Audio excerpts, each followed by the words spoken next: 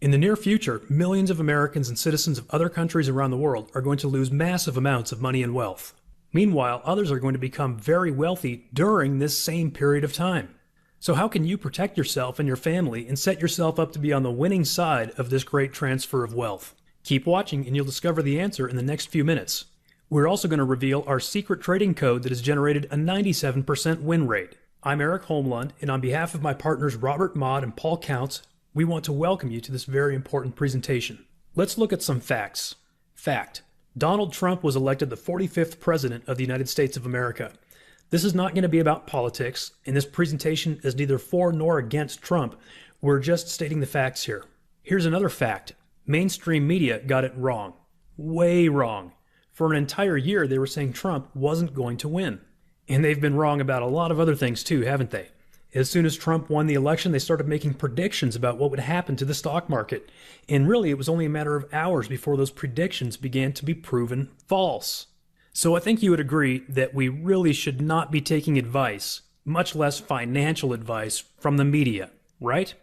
Still, we can make some educated guesses, can't we? How about inflation or hyperinflation? Many well-known and highly educated economists are predicting massive inflation, so much so that the term Trumpflation has practically become a household word. Now, there are some facts that point to that kind of scenario.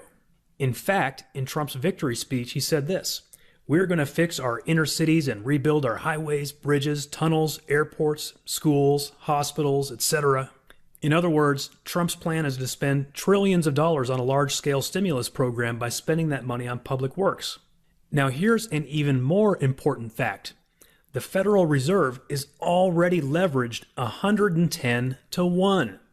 We could get into a lot of details about this, but basically for every dollar the Fed has in the bank, they have $110 of debt.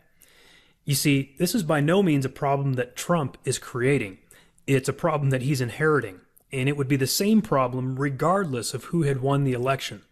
And by the way, I got that number directly from the most recent balance sheet released to the public by the Federal Reserve, showing over $4.4 trillion of liabilities and only $40 billion of capital.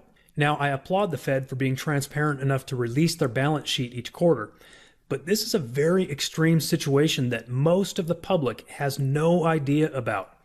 They're in a much worse position today than they were when the recession of 2008 hit. On top of that, the private banking system is totally over-leveraged again, too. That's another fact. Meanwhile, the Fed keeps printing new money. Again, it's a fact.